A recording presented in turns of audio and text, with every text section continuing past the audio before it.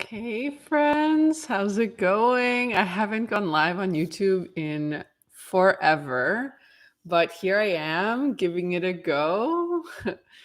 I'm really excited. I'm going to jump on here and record a podcast episode talking a little bit about what I've learned so far as being a mom, running my business, and working less. The hours I'm working now are way, way different than last year and the year before. And this is a season of life and business that has changed how I see my work and how I see, what can get done and the potential for that. And the reason I was inspired to add these kind of personal episodes is that a lot of women and people have been asking me about this. So, how I've changed my working methodology, how things have changed in my business, and how the company has continued to grow, even though I'm working maybe 10 to 15 hours a week. Depends on the week. But it's very different. Sorry, here we go. Got a different mic set up here. All right, so I'm excited because I'm going to be sharing some of the things I've learned, and I'm going to be giving you guys some actionable steps to, whether you're a mom or not. I think we want to be efficient, but we also want to feel fulfilled in our work. And so here are some initial kind of reflections. And I also want to add that I did do an episode last year also about this because, well, not about this exact topic. It was a little bit different. I'll reference it in a little bit, but I'm always looking at how to just be more impactful in the business. And there's just different ways to do that. So episode 243, Becoming a Mom and What It's Taught Me About Business, is more about the learnings of becoming a mom, but this one is more about working less and being just as productive or efficient or whatever you want to call it, and impactful, and if not even more impactful than ever. All right, so first, let's get into some learnings, and then I'm going to share how to apply this, I guess, more actively in your business. So, the first thing that came up a lot is living in the moment. Having my daughter and everything she's going through, her life, all the just her progress day to day, because it's literally day to day, forces me to live in the moment. And that in business is also powerful because I think we tend to, at least I tend to think about what's coming up next and what do I have planning and like the future. And that's great. But it's also really important to focus on the now and to not just enjoy the now, but really, be in the now when you're creating content, when you're with clients, when you're just dreaming. And I think a lot of the times we kind of force ourselves to either be in the future or be in the past. And the now is where it's at.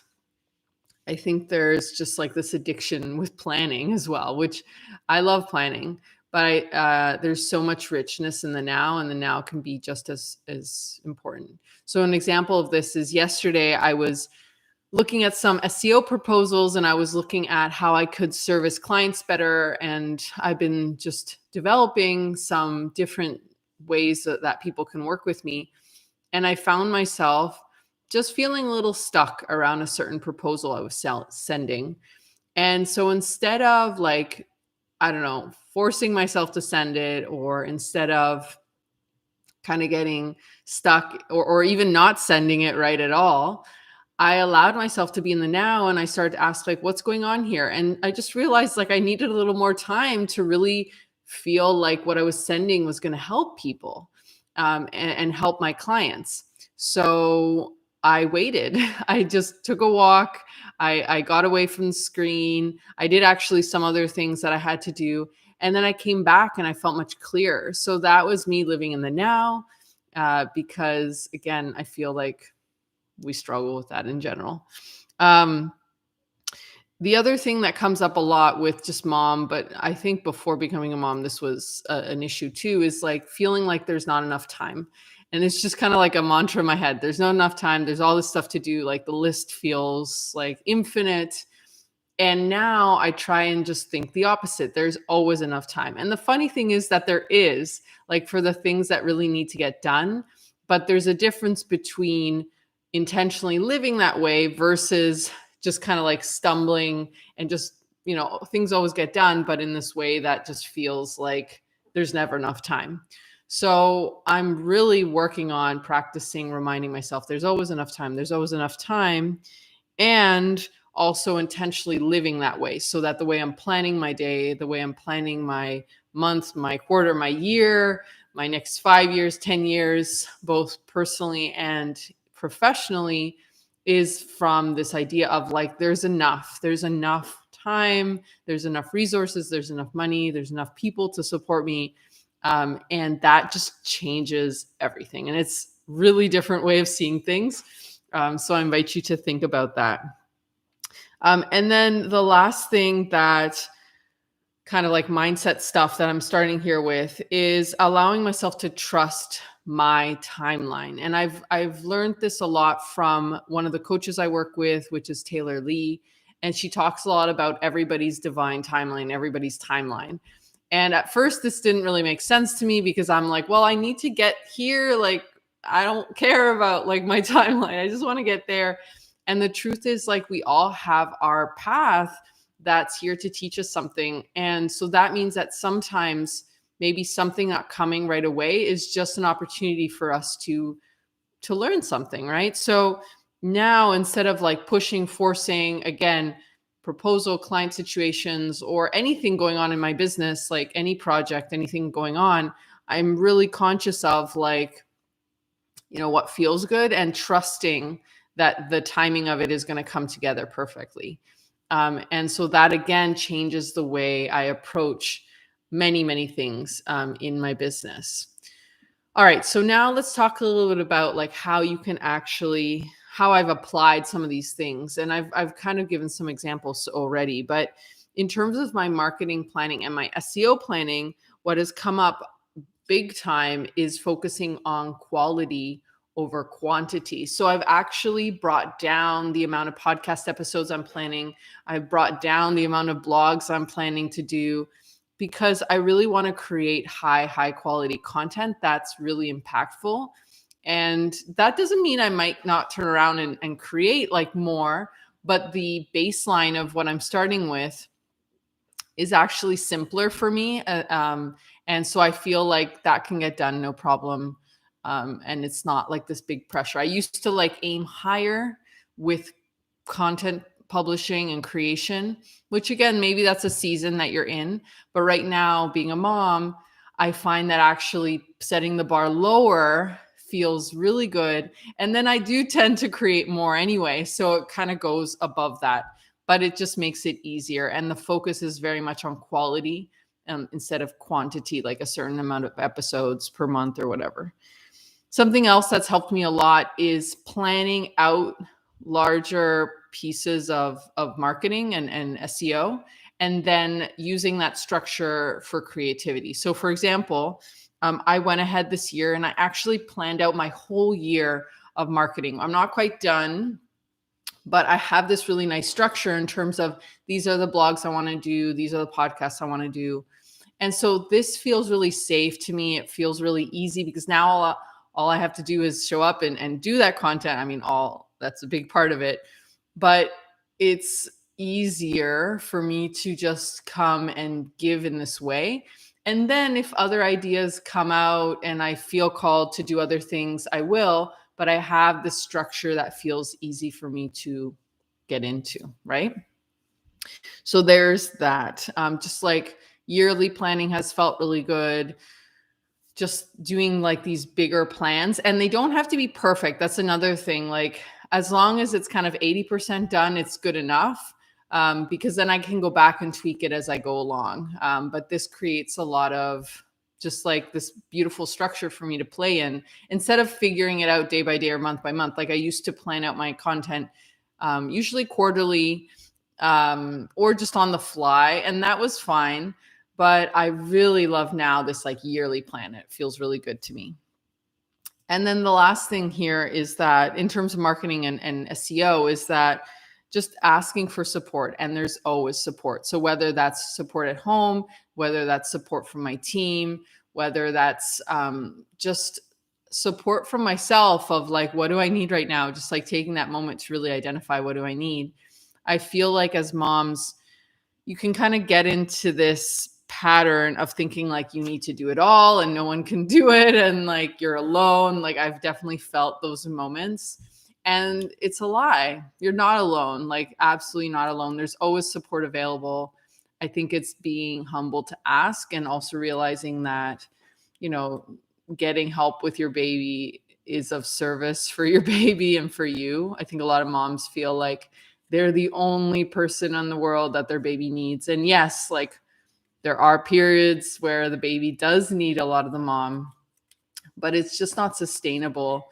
And one thing I like to think about and remind myself is like, you know, whatever we think is like the idea, whatever your setup is at home, right?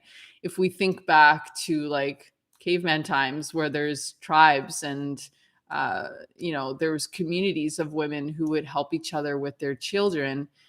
Even then, the mom was not isolated. Like it was even better in many ways because the mom had all these community of women who would be able to pick up the baby, play with the baby, even sometimes share breastfeeding duties with the baby. And now it's like moms put all this work on themselves, and it's like that's not the natural, normal way.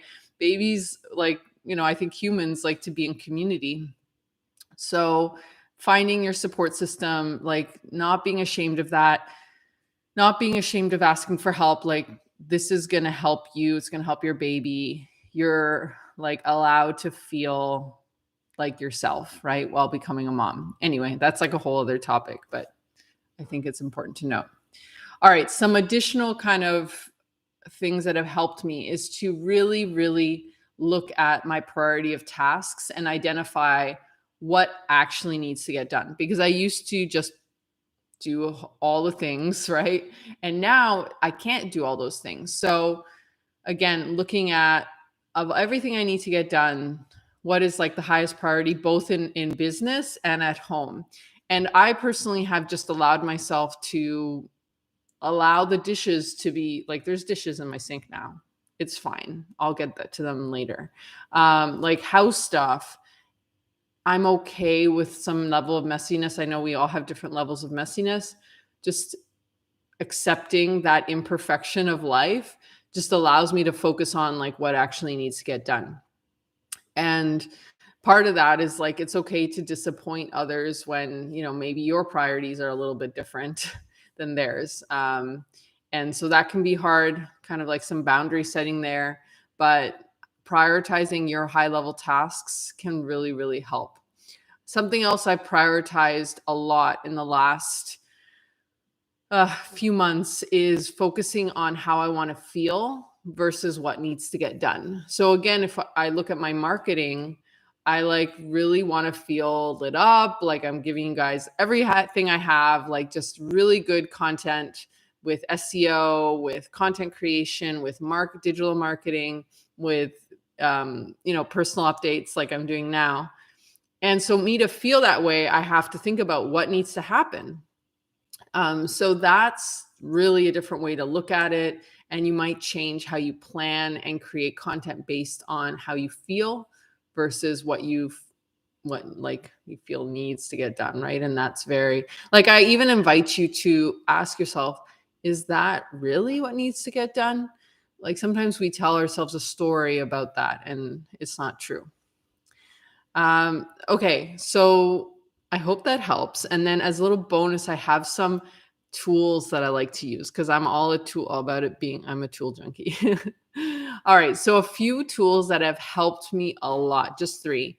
One is called FocusMate. I'm actually on a FocusMate session right now as I'm recording this. And FocusMate is basically kind of like your online accountability buddy. You can schedule 25, 50, and 70. Now they have 70-minute sessions. where you get paired with someone online.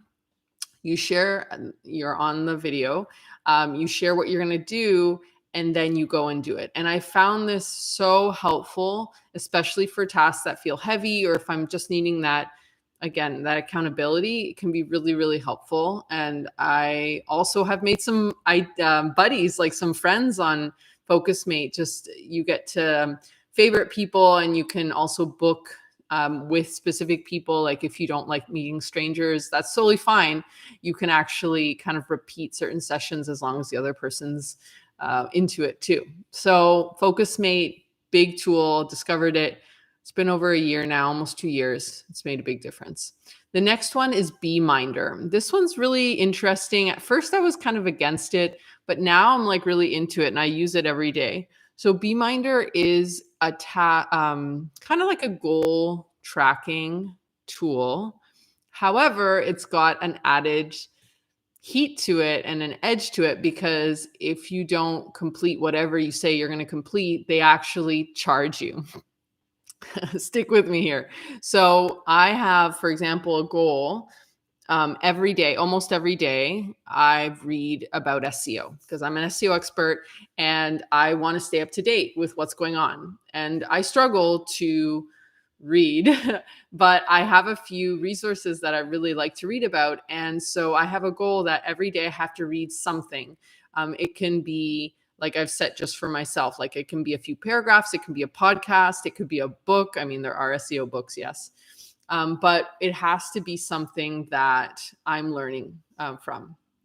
So when I read, I'll go into the Beeminder app and I'll just track that kind of unit of reading. You can track different tasks. Like you can also do like something you want to do less of, something you want to do more of. Anyway, so so Beeminder reminds me if I haven't done something by the time I said I would, it starts to remind me during the day, hey, by midnight tonight, if you're not done this, we're going to charge you.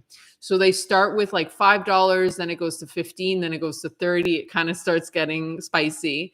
And I found this very motivating because suddenly I have a little bit of added motivation. And it's great for doing tasks that you're avoiding or that you just struggle with. And now I have a few Beeminder goals. I still haven't purchased, they have some premium plans too with some added features. But just because I want more goals in Beeminder, it's been really helpful.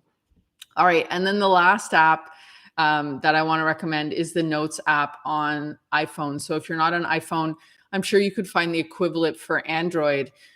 But this is a really simple app that allows you to take notes and it syncs with my computer. The reason I recommend this one is I used to get really bogged down with like where to put my ideas. And like I do have Google Drive. We use Google Drive a lot for the company.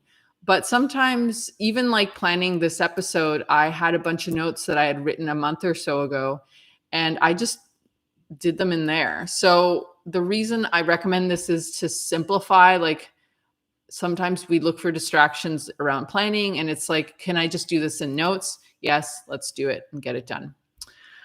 All right, my friends, thank you so much for being here. I'm really excited about this year. And if you like this content, please let me know. I want to do more of these.